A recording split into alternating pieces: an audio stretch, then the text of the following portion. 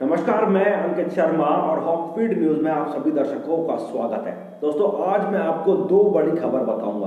पहली खबर जम्मू कश्मीर से जुड़ी हुई है, वहीं दूसरी खबर पीओके से जुड़ी हुई है।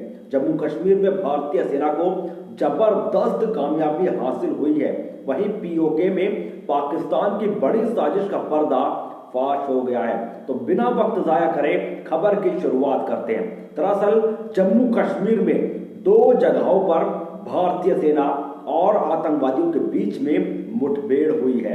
पहली मुठभेड़ जम्मू कश्मीर के शोपिया इलाके में हुई और दूसरी मुठभेड़ बडगाम में हुई, जहां पर भारतीय सेना ने 3 मोस्ट वांटेड आतंकवादियों को मौत के घाट उतार दिया है। जी हाँ, सबसे पहले कमेंट में भारतीय सेना के सम्मान में जय हिंद जरूर लिखें, क्योंकि इस देश में अगर हम सबसे ज्यादा किसी का सम्मान करते हैं तो सिर्फ और सिर्फ भारतीय सेना का सम्मान करते हैं। आप भी सम्मान करते हैं, मैं भी सम्मान करता हूं, पूरा देश सम्मान करता है। और यकीन मानिए, जब आप कमेंट बॉक्स में जय हिंद लिखते हैं तो इससे भारतीय सेना का मनोबल बढ़ता है और उनकी ताकत में भी इजाफा होता है। इसी के साथ अब पूरी खबर को मैं आपको विस्तार से बताता हूं। दरअसल ये जो 3 मोस्ट वांटेड जो भारतीय सेना ने मौत के घाट उतारे हैं, ये लश्कर ए तैयबा आतंकवादी संगठन से जुड़े हुए थे।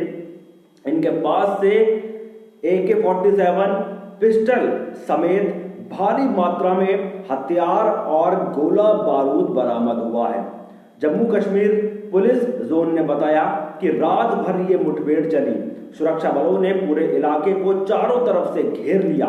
आतंकवादियों से सरेंडर करने के लिए पहले सुरक्षा बलों ने कहा था, लेकिन आतंकवादियों ने भारतीय सेना पर गोलीबारी करनी शुरू कर दी और जवाबी कार्रवाई में भारतीय सेना ने इन तीनों ही मोस्ट वांटेड आतंकवादियों को मौत के घाट उतार दिया है। इन आतंकवादियों को ऐसी मौत सेना ने दी जिसके बाद इनकी लाशों के भी चीथड़े उड़ाकर रख दिए गए हैं। आपको बता दें कि अभी भी जम्मू कश्मीर में सर्च ऑपरेशन चलाया हुआ है, यानी कि सेना को अभी भी शक है कि इनके अलावा और भी ऐसे आतंकवादी हैं जो कि यहाँ पर छिपे हुए हो सकते हैं। तो इसी वजह से सुरक्षा बलों ने अभी वहां पर सर्च ऑपरेशन चलाया हुआ है।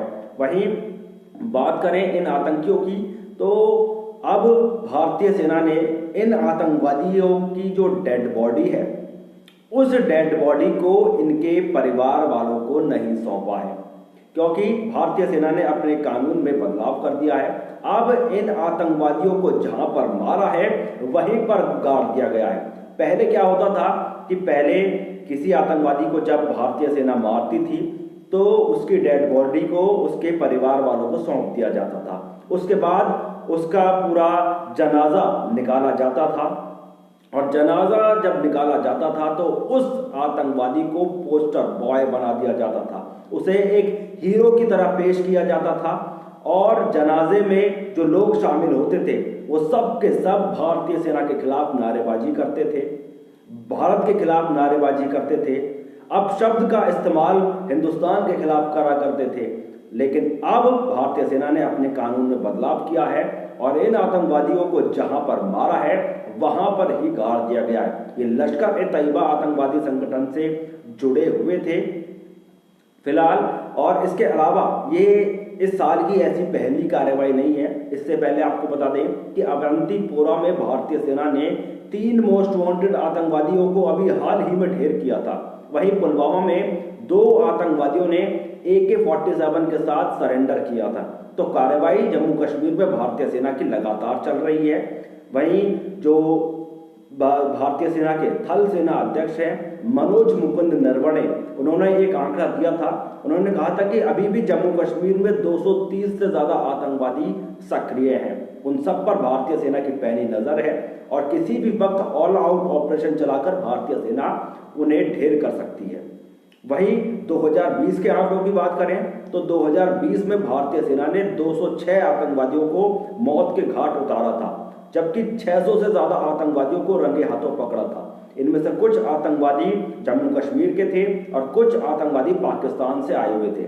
तो आज भी जो ये कार्रवाई हुई है इस पर कहीं ना कहीं सबसे ज्यादा दुख अगर किसी को हुआ होगा तो वो दुख हुआ होगा महबूबा मुफ्ती को। क्योंकि महबूबा मुफ्ती इन आतंकवादियों को कहीं ना कहीं अपना सगा रिश्तेदार मानती हैं। जब कोई आतंकवादी मर जाता है तो इन्हें बहुत ज्यादा दुख होता है।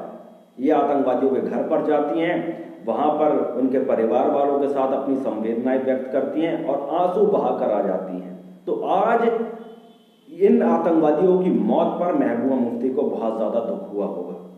दोस्तों, अब जहां महबूबा मुफ्ती को दुख हुआ होगा, वहीं दूसरी तरफ अब दूसरी खबर की चर्चा करते हैं जिसके बारे में मैंने आपको बताया था पीओके से। आपको याद होगा कि गृह मंत्री अमित शाह ने एक बार कहा था कि हम पीओके के लिए अपनी जान भी दे देंगे, कि हम पीओके को भारत का हिस्सा मानते हैं और पीओके के लिए अपनी जान भी दे देंगे।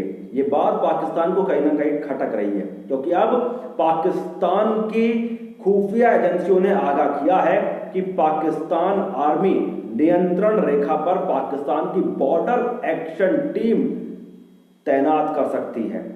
हमेशा छिपकर और रात के अंधेरे में हमला करने वाली बैट यानी कि बॉर्डर एक्शन टीम नियंत्रण रेखा के 7 स्थानों पर भारतीय सेना पर हमला करने की योजना बना रही है। रिपोर्ट के मुताबिक पाकिस्तान सेना स्पेशल सर्विस ग्रुप और मुजाहिदीन आतंकी संगठन जैश ए मोहम्मद, लश्कर ए तैयबा, अल बदर जैसे आतंकी संगठनों के साथ मिलकर उरी, गुरेज, तंगधार, केजी और बिजी सेक्टर में हमले की योजना बना रही है। तो ये है पाकिस्तान की साजिश, यानी कि पाकिस्तान ने अब अपनी सेना के दम पर तो उछलना कूदना बंद कर दिया है। पाकिस्तान की जो सेना है वो अपनी बॉर्डर एक्शन टीम का सहारा ले रही है और आतंकवादियों का सहारा ले रही है। यानी कि बॉर्डर एक्शन टीम, पाकिस्तान की सेना और पाकिस्तान के आतंकवादी, इन तीनों ने मिलकर अपना एक महागठबंधन तैयार किया है। और इस महागठबंधन का मकसद है कि पीओके पर भारतीय सेना पर हमला करना, वो भी एक जगह पर नहीं बल्कि पूरी 7 जगहों पर हमला करना। और ये बात भारतीय सेना को भी अच्छी तरीके से पता लग गई है, भारतीय सुरक्षा एजेंसियों को भी पता लग गई है और चप्पे चप्पे पर इस वक्त भारतीय सेना ने नजर रखी हुई है। भारतीय सेना भी किसी भी आतंकवादी, किसी भी पाकिस्तान की गतिविधि पर बहुत पैनी नजर है और किसी भी आतंकवादी को बख्शने के मूड में भारतीय सेना बिल्कुल भी नजर नहीं आ रही है। तो कहीं ना कहीं ये जो पाकिस्तान का जो एक मिशन है, एक प्लान है पीओके में सेना पर हमला करने का, ये मिशन कभी भी कामयाब नहीं हो पाएगा। क्योंकि भारतीय सेना की अगर बात करें तो पाकिस्तान से हम बहुत ज्यादा आगे हैं। जहां पाकिस्तान हमें युद्ध की धमकी देता रहता है, ऐसे में पाकिस्तान को अपनी औकात याद रखनी चाहिए कि उसके पास पैसों की बहुत ज्यादा कमी है। कंगाली से जूझ रहा है पाकिस्तान और युद्ध लड़ने के लिए बहुत ज्यादा अत्याधुनिक हथियारों की जरूरत होती है, पैसे की जरूरत होती है, जिसमें पाकिस्तान बहुत ज्यादा भारत के सामने तो कंगाल है। अब इसी वजह से इन्होंने आतंकवादियों का सहारा लिया है और आतंकवादियों का हश्र भारतीय सेना ने क्या किया है ये आंकड़े मैंने आपको बताई दिए। अब इन आंकड़ों में भारतीय सेना और भी इजाफा करेगी अगर अपनी हरकतों से ये आतंकवादी और पाकिस्तान बाज नहीं आया। दोस्तों, इस खबर को शेयर करें, हर भारतीय तक पहुंचाएं जिससे देश में ये ताज़ा अपडेट पहुंच सके। फिलहाल के लिए मैं आपसे विदा लेना चाहूंगा, तब तक के लिए जय हिंद, जय भारत, नमस्कार।